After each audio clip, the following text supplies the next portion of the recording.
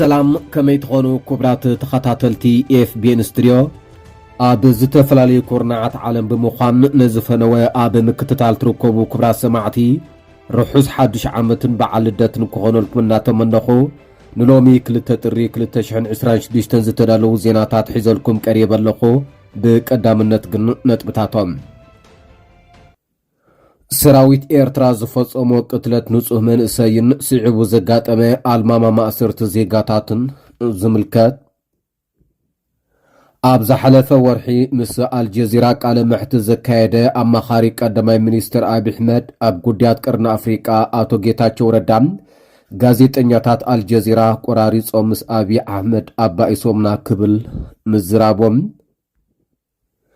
ኣብ መንጎ መንግስቲ ፌደራልን ትግራይን ዝጸንሐ ፖለቲካውን ወተሃደራውን ምትፍናን እናገደደ ምምጽኡ ኣብ ዝሕበረሉ ዘሎ እዋን ጽዑቕ ወተሃደራዊ ስልጠና ዝወሰደን ዘመናዊ ዕጥቂ ዘለዎን ብኣርሚ ሰብዓ ዝፍለጥ ሰራዊት ትግራይ ኣብ ተጠንቀቕ ክጸንሕ ተኣዚዙ ከም ዘሎ ምንጭታት ምሕባሮም ዝብሉን ካልኦትን ዜናታት ሒዘልኩም ቀሪበ ኣለኹ። ክሳብ መወዳእታ ምሳይ ጸኒሕኩም ክትከታተሉ ብኽብሪ ይዕድም።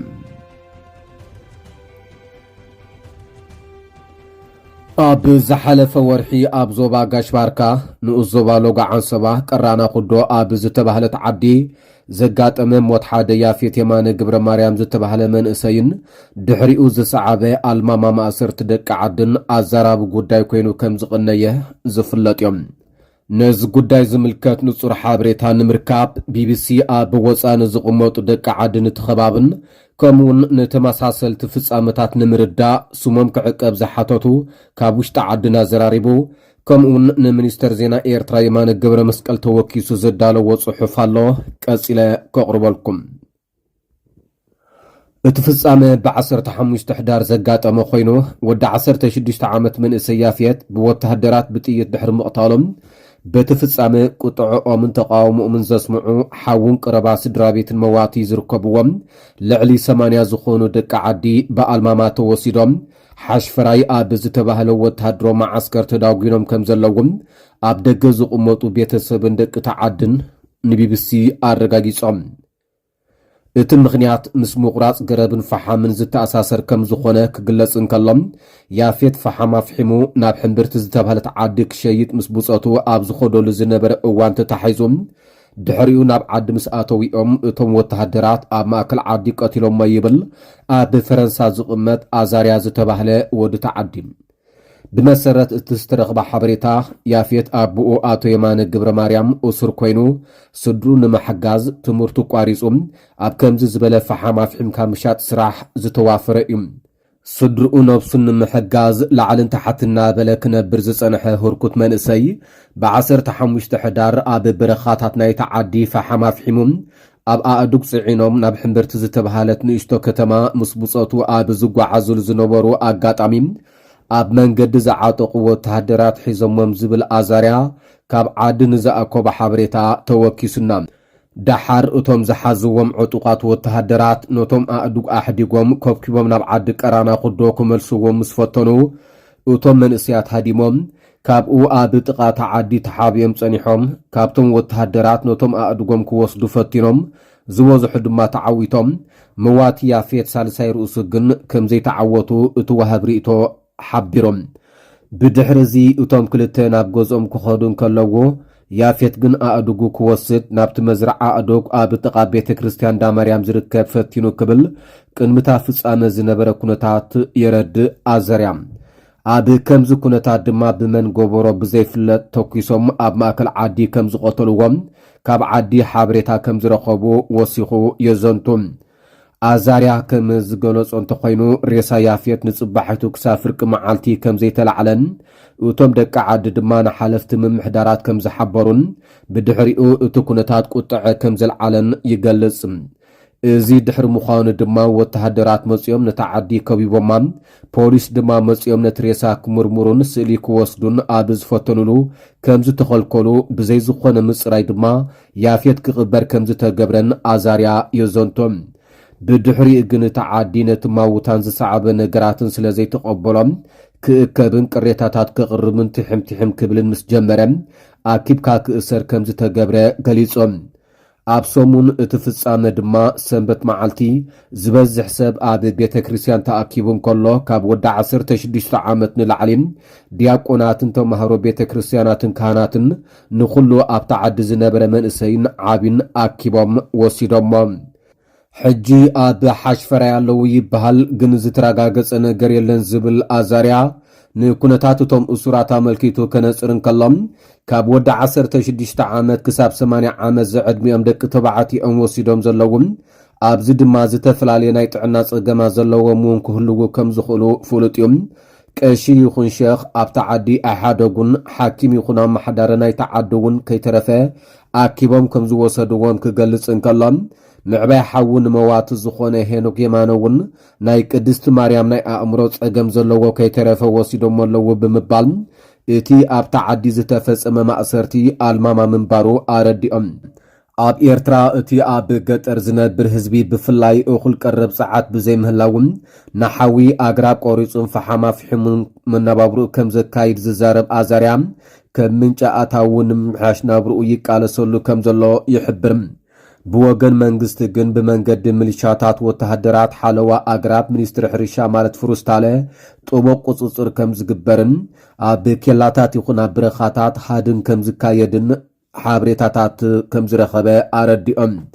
ብጠቕላላ እቶም ተኣሲሮም ዘለዉ ልዕሊ 80 ክኾኑ ከም ዝኽእሉ ግሙቱ ዘቐመጠ ኣዛርያ ወሲኾም በብቁሩብ ዝሰዓቡ ከም ዘለዉ እውን ኣረጋጊጾም። ንኣብነት ሓደ ቀሺ በረኸ ዝተባህለ እውን ሽዑ መዓልቲ ተረኛ ቅዳሲ ስለ ዝነበረ ኣብታ መዓልቲ ከም ዝተረፈ ዳሓር ግን ከም ዝሰዓቦምን ካልኦት እውን ብተመሳሳሊ መንገዲ ኣብታ መዓልቲ ዘይነበሩ እሞ ካብ ማእሰርቲ ዘምለጡ እናለቆሙ የስዕብዎም ከም ዘለዉ ሓቢሮም። ቀራና ኹዶ ብሕርሻን መጓሰንቲ ናበር ዓዲ ኮይና ደቂ ዓዲ ጥሪቶም ዘስፍርሉ ካብታ ዓዲ ውፅእ ዝበለ ደንበታት ከም ዘሎ ዝሕብር ኣዛርያ ነዚ ደንበታት ኣመልኪቱ ኣብ ማሕበራዊ መራኸቢታት ከም ዝተቃጸለ ሓበሬታ ክወፅእ ንዝቕነይ ሓበሬታ ምርኩስ ብምግባር እዚ ደንበታት ኣብ በረኻታት ናይቲ ዓዲ ኮይኖም መብዛሕትኡ ወዲ ዓዲ ከብቲ ዘፋርየሉ ዝናብየሉን ዝሰፍረሉን ምዃኑ ገሊጾም። ኣብ ዓዲ ገዛ ዘይብሎም ብዙሓት ዳርጋ ሙሉእ ናብርኦም ኣብቲ ደንበ ክነሶም መንግስቲ ግን ነቲ ደንበታት ኣፍሪስኩም ንማእከል ዓዲ እተዉ ከም ዝበሎም ሓበሬታ ከም ዝረኸበ እውን ገሊጾም። ገሊኦም ደንበታቶም ኣፍሪሶም ዓዲ ኣትዮም እቶም ኣብ ዓዲ ገዛ ዘይነበሮም ግን ክፈራርሑናይ እምበር ኣይውዕልዎን ብምባል ኣብኡ ጸኒሖም ወተሃደራት መጺኦም ግን ነቲ ደንበታት ኣቃጺሎም ክብል ከዓ ገሊጾም። ከምዚ ዝበለ ደንበታት ምስ መነባብሮ ህዝቢ ጥቡቕ ምትእስሳር ከም ዘለዎ ዝፍለጥ ኮይኖም ብወገን መንግስቲ ነዚ ይኹን ብሓፈሻ ምስኡ ዝዛመድ ጉዳይ ዝበሎ ዝተሰምዐ ነገር የለን። እንተኾነ መንግስቲ ካብ ድሕሪ ናጽነታት ሒዙ ማሕበራዊ ኣገልግሎታት ብጥርኑፍ ንምቕራብን ንምሕደራን ክጥዕም ምእንቲ ህዝቢ ኣብ ዓድታት ክእከብን ክጥርነፍን ክገብር ከም ዝጸንሐ ይግለጽ እዮም። ኣብ ኤርትራ ከምዚ ዝበለ ኣብ ዓድታት ዝፍጸም ማእሰርቲ ዳርጋ ካብ ጽባሕ ናጽነት ብተደጋጋሚ ክዝውተር ከም ዝጸንሐ ቢቢሲ ዝተወከሶም ዝተፈላለዩ ወሃብቲ ርእቶታት እውን ገሊጾም እዮም። ብዝተፈላለየ ምኽንያታት ንኣብነት ምስ ጉዳይ መሬት ምስ መንግስቲ ብቐጥታ ኣብ ዝግበር ምርጻም ኣብ ውሳነታትን ተግባራትን መንግስቲ ዝቐርብ እኩብ ቅሬታታት ዓድታት ኣብ ንሓድሕደን ብዝገብሮ ባእስን ዕግርግርን ወዘተ ኣብ ዘጋጥመሎም መንግስቲ ብኣልማማ ዓድታት ከኣስር ከም ዝጸንሐ ይንገር። ነዚ ጉዳይ ኣመልኪቱ ቢቢሲ ንሚኒስተር ዜና የማነ ገረ መስቀል ብኢሜይል ዝተወከሰ ኮይኖም ኣቶ የማነ ግን ምላሽ ካብ መሃብ ተቆጢቢኦም።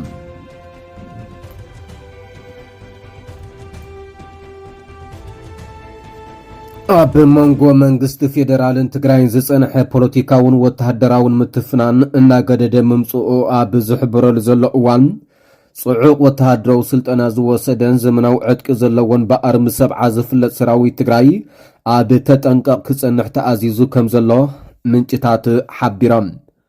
እቲ ዝበዝሑ ኣባላቱ ንነዊሕ እዋን ጽዑቕ ወተሃደራዊ ስልጠና ዝወሰዱ ብቑዓት መንእስያት ምዃኑ ዝንገረሉ ኣርሚ ሰብዓ ኣብ መዳይ ዕጥቂ እውን ናይ መንኩብ ጸረ ድሮን ሓዊሱ ብርክዝ ዝበሉ ፎኮስትን ማእከሎትን ዘመናዊ ኣጽዋር ወኒኑ ከም ዘሎ እዩ ዝሕበር።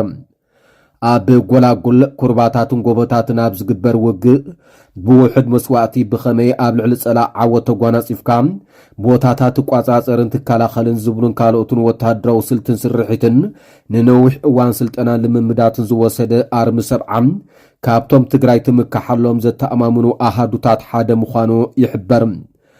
ኣርሚ ሰብዓ ብሰራዊት ኢትዮጵያ ሓደ ካብቶም ተፈራሕቲ ኣሃዱታት ሰራዊት ትግራይ ምዃኑ ዝሕብሩ ወታደራዊ ምንጭታት መንግስቲ ብልጽግና መዓልታዊ ንጥፈታት ዓጢቕዎ ዘሎ ኣጽዋር ብዝሒ ኣባላቱን ካልእ ንምስላል ብድሮናትን ኣባላት ስልያን ብቐጻሊ ሓበሬታታት ይእክብ ከም ዘለውን ይነግሩ።